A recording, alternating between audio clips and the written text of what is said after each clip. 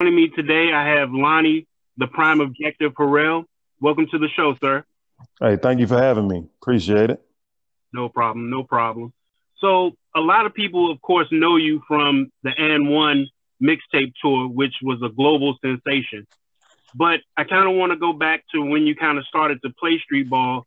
I know you're from the South Side of Southeast Washington, D.C. Can you kind of just give us your background and when you started playing street ball? I pretty much played street ball all my life. I didn't play organized ball till I was 14 years old.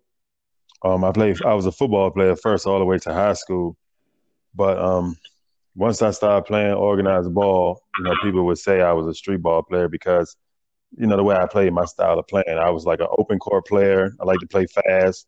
And from what people said, I used to play what they say I was fancy or showboating. Pretty much was a stigma, and it stuck with me throughout my career, even in the pros. But street ball is the base of everything. That's where you hone your game. That's when you find out who you are as a player. That's the whole discovery period. A lot of kids now today, they grow up in a gym with trainers. So the trainers are really predicting who they're going to be as a player instead of them knowing for themselves. So, yep, street ball is who I am. So you started out, I'm assuming, in your neighborhood, Congress Park. You started playing street ball there, and then you kind of ventured out, I'm sure. So how did you venture out? Was there anyone that kind of took you under their wing? Was there a street ball player who kind of, mentored you, or did you just kind of go look for the best bump? Nah, my old heads in my neighborhood were the ones who first started me out because I didn't play middle school ball. I used to play with the adults. So they played in leagues and stuff, and I used to play with them. So I had no interest in middle school of playing on a middle school team. But when I got to high school, my cousin, R.I.P., Wayne Edelin, he came home from jail and he heard I could play. And he had me everywhere. He had me all around the city. He had me playing in, everything possible. And then also another guy, my cousin, he had me going down Lorton. And I was playing at the jail all the time. So that was my thing. And it was a guy named Purple who was locked up. When he got out of jail, he had me playing in all the adult leagues with him because he remembered when I used to come down Lorton and everything, playing against him. So that was it. That was my thing right there. I was the straight street ball player. So you had the Lorton bump before high school, before your 12th grade year? Oh, yeah. I was playing at Lorton before I even got to high school. Or nothing then. Yeah, high school wasn't nothing. Like I didn't. My team wasn't so great, but I did what I had to do. And then we weren't that bad. We just wasn't winning a lot of games because there was a lot of talent in the DMV. Like Dunbar was stacked, Coolidge was stacked. So that made it a little difficult because I had a lot of young kids on my team too. My senior year, all the guys who was good, like Dirk Deal and Bird and all those guys, Nate Ingram, Andre Grissom, all them dudes was gone. So I had a bunch of freshmen that was rocking with me. So it was kind of difficult, but we were competitive. Well, I did have one question about your high school experience. The other day I was watching your live, and you said that initially you went to Ballou, and Wanda Oates, the female coach of Ballou, championship female coach of Ballou, she told you she didn't have room on her team for you? Yeah, she said she already had her team. That's crazy. She turned out the talent. Like, had she already won the championship at that time, or were they headed towards that? Do you remember? No, I think they won it the year before. But okay, this is how crazy life is. So when I was at Easton my 10th grade year, I did make the team, but I flunked out because I wasn't going to school. I was trying to be a knucklehead. I was trying to follow the lead in my hood. But the team, and before the first report cards and stuff that came out, I was eligible. And the first game we played and my last game we played was against Blue. So as a 10th grader, we played them. I gave Blue 27.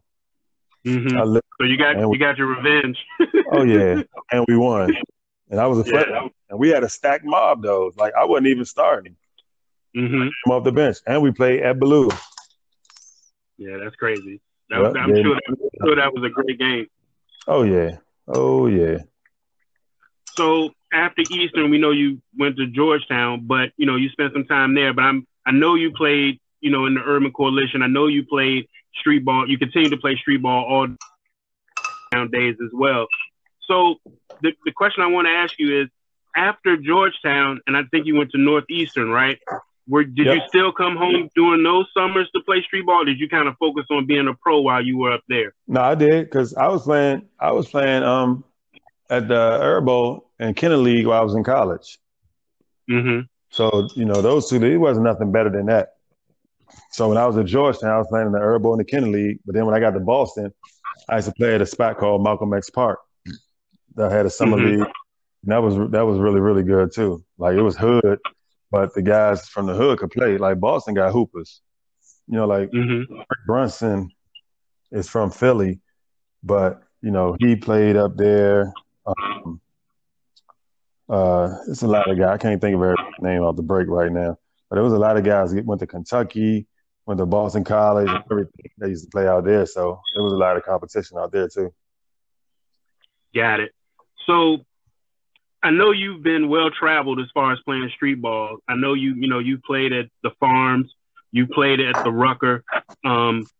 I kind of want to ask you: people say basketball is basketball, but is basketball played differently in the streets in New York than it is played here in DC? Would you say that as someone who's had both experiences? It was back then, but now everybody goes to trainers and they learn the same stuff and they play the same way.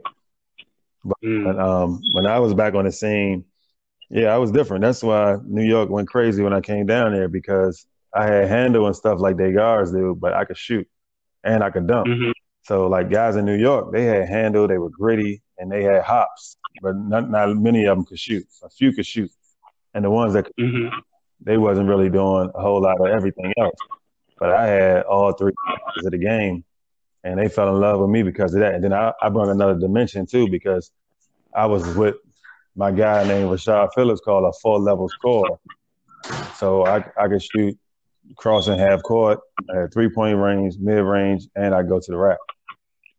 So that was the difference that I brought. But the game definitely was different. And even West Coast guys played different. They played a fast-paced game. They were more to the rack.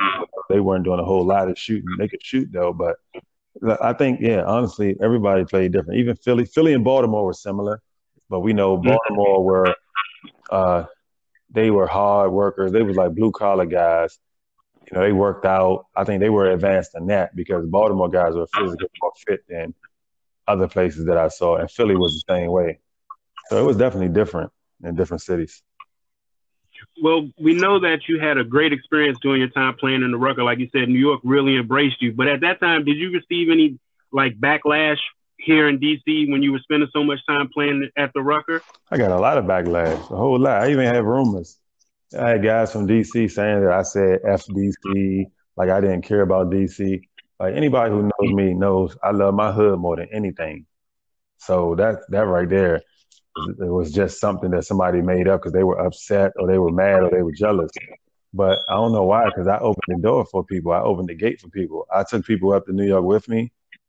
Actually, took a whole team up there. We took a whole DC team, but I didn't play on the DC team because I was playing New York for money.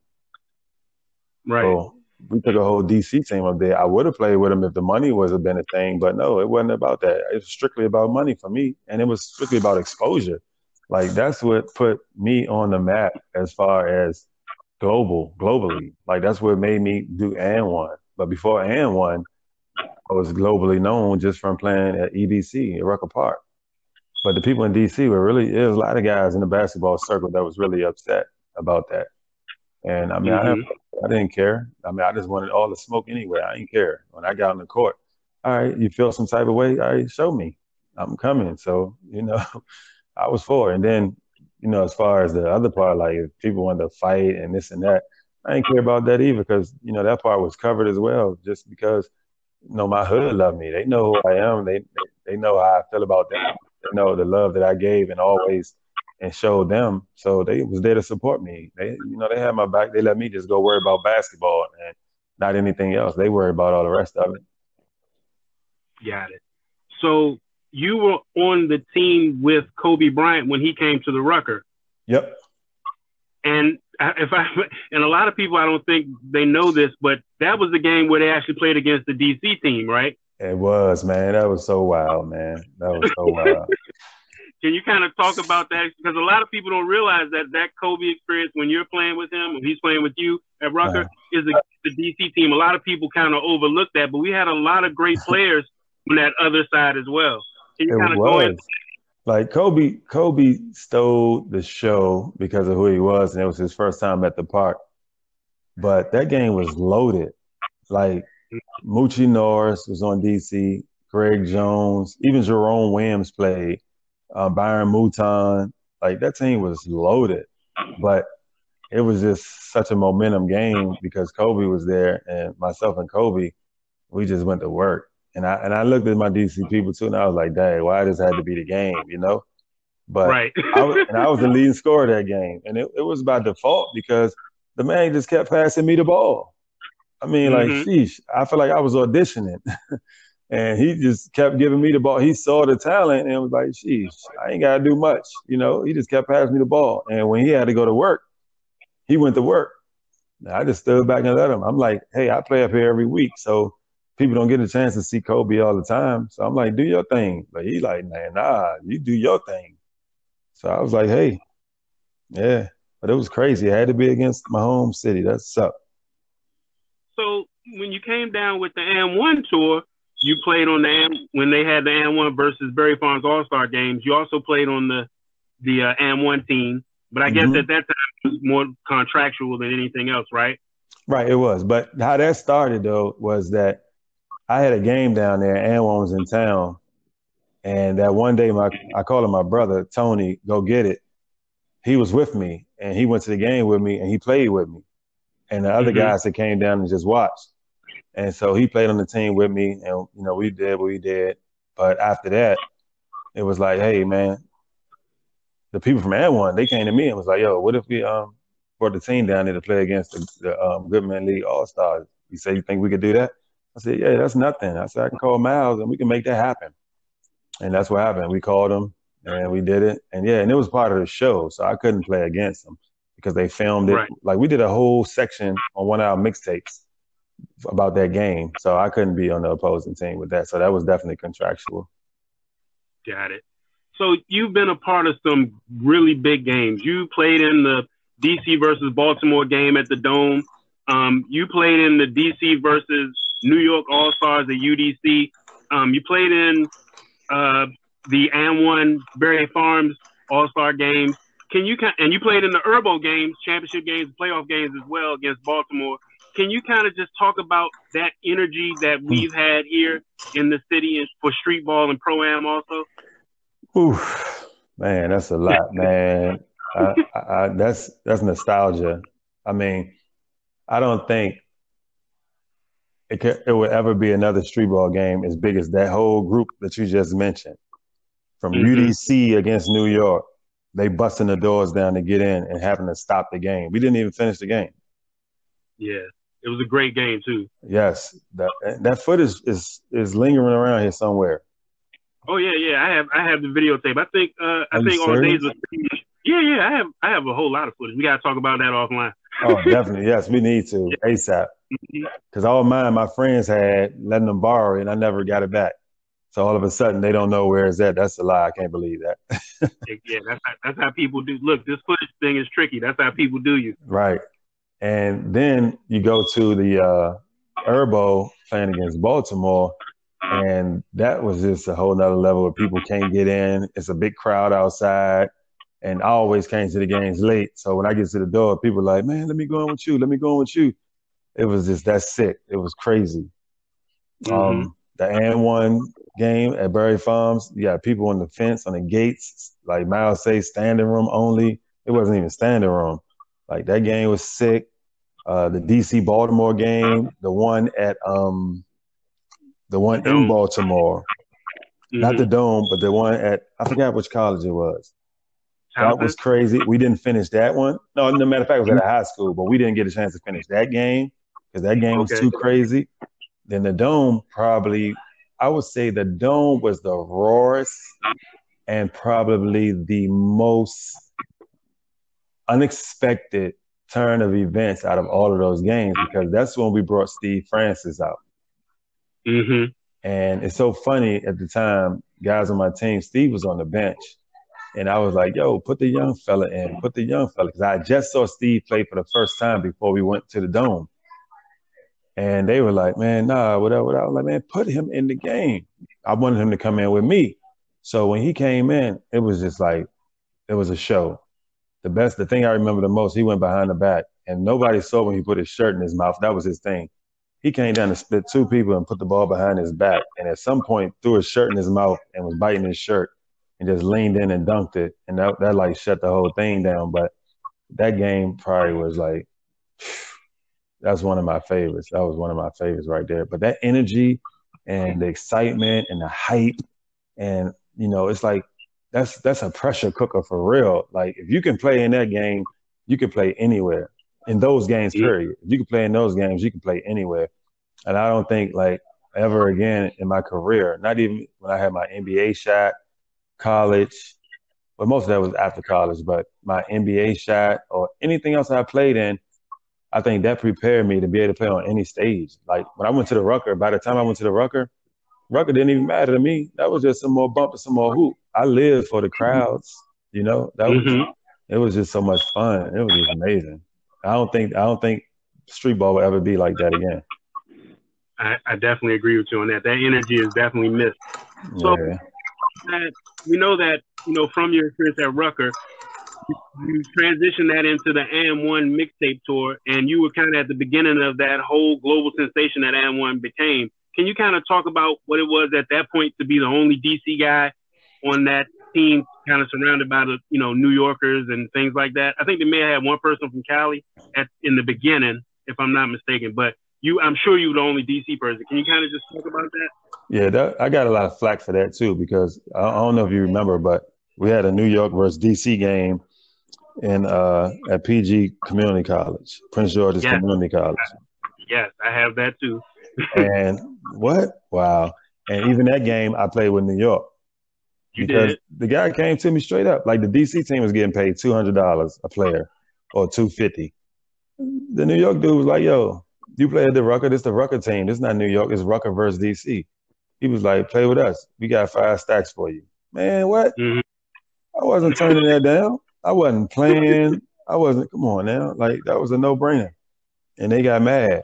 And, yeah, that whole thing was another situation. I'm a trader and all this old crap. It was just sick. But that happened, too, when I played at where were we? We were in New York, Riverside. That's where we was at, Riverside Park outdoors. And I was playing the Rucker, but I wasn't a part of AND1 yet. I was playing in the D League. And myself and Escalade, they asked us to play. It was New York versus AND1. So I played with the New York team, even though I wasn't from New York. They asked me to play again. It was like New York versus AND1. So I played, and I had 55 in that game. And everybody always wanted to see me and Ali Mo, RIP, play against each other. So I was up for that challenge. So I went and played in that. And then after that, I was like in a D League or something. But that's when it happened. When I left the D League, I called them. I called AND1. It was like, yo, I'm going on tour. It was like, bet. So they brought me in, gave my contract, the whole 9. And I was the only DC player. But the funny thing about it, a lot of people thought originally that I was from New York, because I used to be on the EBC tapes and videos and stuff before I was on AND1. So people thought that I was from New York. So that whole experience, and it changed my whole career. Like even to today, Prime Objective is still relevant, and I never really tapped into it as far as it being its own brand and things.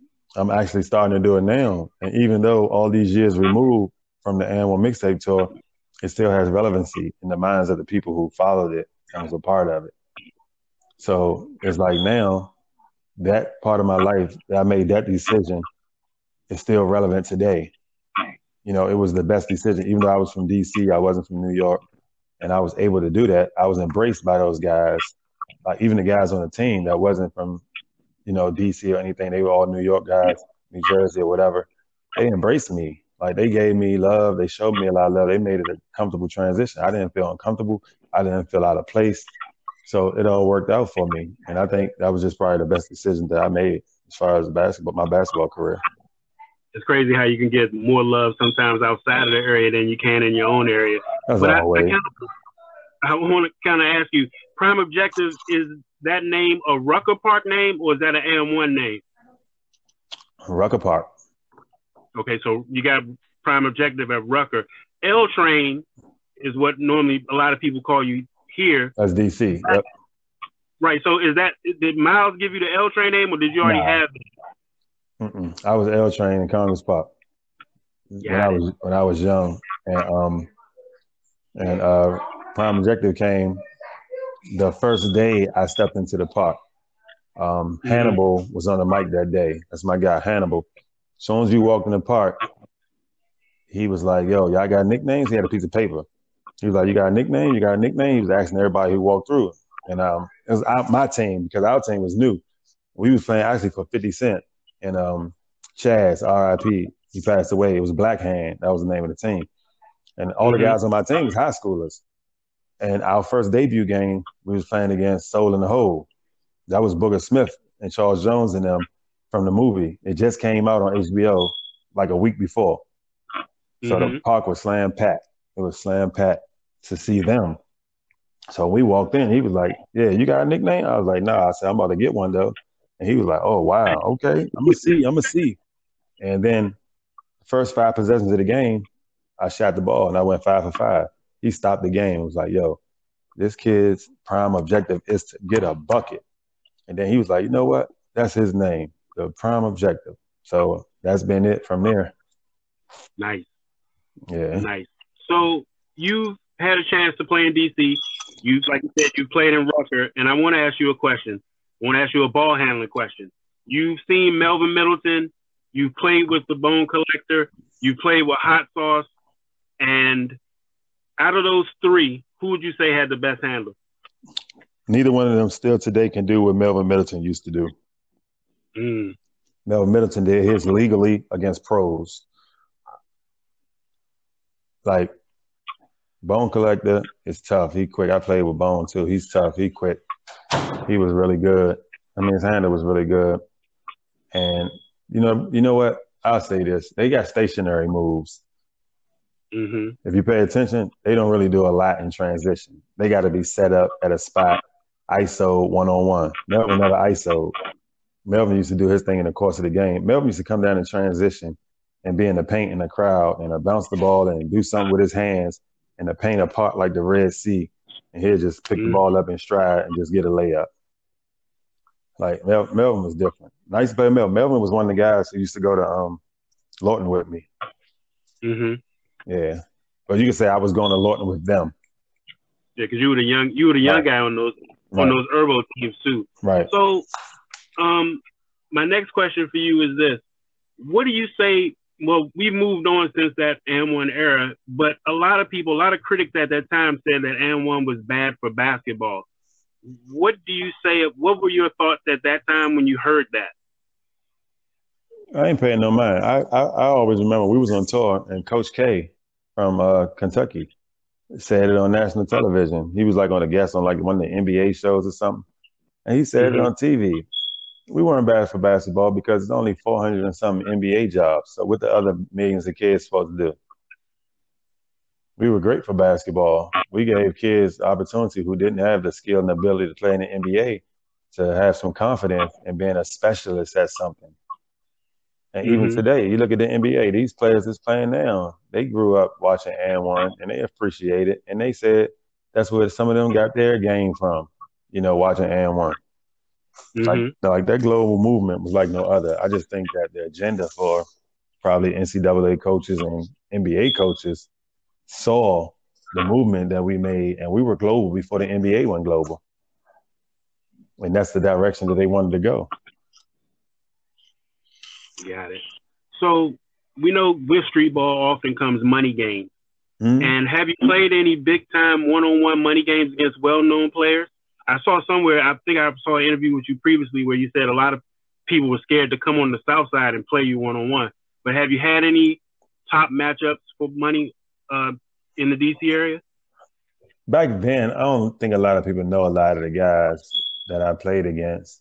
But I played against some guys in neighborhoods who was like the neighborhood hero. in their Okay. neighborhoods. And I don't even remember most of their names. Like I went uptown and played a guy. I went to uh, Northeast, played guys, played in Mm-hmm. my own hood. Like I had some at the time when I was playing, I did play against some guys who was like the best and supposed to be the best, one on one. I even went out of town. I traveled. I played guys in LA, Chicago. Like I played everywhere for money. That was So, just what I was doing at the time. so that's something that's kind of missed today. Do you think that, playing in those environments, like you said, the Baltimore Dome, playing one-on-one for money, do you think that that's something that's missing from that toughness, that grittiness is something that's missing from today's players? Oh yeah. Oh, definitely it is. Especially just regular street ball pickup games is missing from today's players because these kids really don't have an identity. Most of Mm-hmm. them are just out here, you know, just winging it from what they learned in training, and a lot of the training don't translate. So it's definitely missing. It's the difference between the '80s, '90s, and this 2020. I mean, tens era. Got it. So one thing we know about you is you're 6'6", 6'7". You have guard skills, like you said. You can score at all four levels. But if we take you back to the 90s, that was kind of very rare. So how Mm-hmm. did you develop that game? Was it something that was you just everybody kind of wanted to be flashy with the handles and handle the ball in DC? So I guess that just went along with it. But how did you develop the mid range, the long range, and also attacking the basket? Because a lot of people also kind of underrate your athleticism.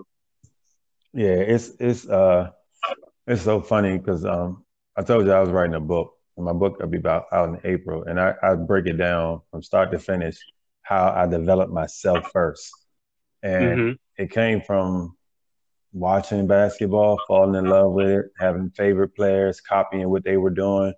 I go outside in the playground. If I saw something somebody was doing, I copied them, and I just spent so much time on the playground figuring out what I like, what I can do, what I was comfortable doing, and the part about ball handling is that for some reason I had touch, and I think it came from Mm-hmm. me being in the house playing on the little, hanger courts with the little piece of paper, a real small hoop, and consistently learning how to make it in that. So that I think that's where Mm-hmm. the touch developed. 'Cause my mother wouldn't let me go outside late, and then when I got on the court, I always could shoot. I just always had a jump shot, and the older guys wouldn't let me shoot. They would come and take the ball from me or push up, and I wouldn't get a shot off. So I started backing up, and I would go outside by myself. And like I always had a solution. I gave myself a solution to everything. I always had an answer for something. That was just natural. So I started wound up shooting from my court, and my half court. The court wasn't that long outside, but half court was my line. I used to shoot half court shots all the time outside, and I would make them. So when we started playing pickup, when they allowed me to play with them, I would shoot these half court shots. So when I got Mm-hmm. to high school, I started seeing people shooting deep shots when I was in high school. And I was like, oh, you could do this under the whistle? I was like, oh, shoot, okay. So I started doing it then. But when I got to Georgetown, Big John stopped me from doing it. He wouldn't let me do it. Right. He wouldn't let me. So as soon as I got out of college, man, I just went crazy. I just started shooting deep shots from everywhere. And, when I got to the pro level, coaches was like, that's not a good shot. So, I was pretty much ahead of my time. And they didn't care about consistency and that I could make the shot. They just automatically was like, it's not a good shot. Right. So you made a point earlier where you said that you kind of didn't start playing organized basketball till later. And we know now, like a lot of kids start as young as 8U on the AAU circuit. Do you think that not playing organized kind of early kind of helped you later on in your career as well in developing your skills and things like that? Or do you think that it's kind of essential now for kids to start as early as possible? I definitely think that starting to organize later helped me out because when I got to Easton, I had a older coach named Neesmith, and he was a fundamental guy. He used to get on me about the fundamentals. I think if I'd have had him early, I probably wouldn't have loved basketball as much as I did. he Got probably it. would have he probably would have broke me and killed me because he was just strictly giving me the balance. I needed that balance, especially that's why I was able to survive at Georgetown. But he was just pushing that fundamental stuff. You can't do this. You can't do that. You can't do this. But when I get in the games, I still didn't think about the things that I worked on. I just played freely, and that stuff was to become natural. Like I remember him telling me to jump stop and my pivots and this and that. Like the game started becoming easy to me really, really early. And I shot a crazy high percentage in high school. People don't really know that.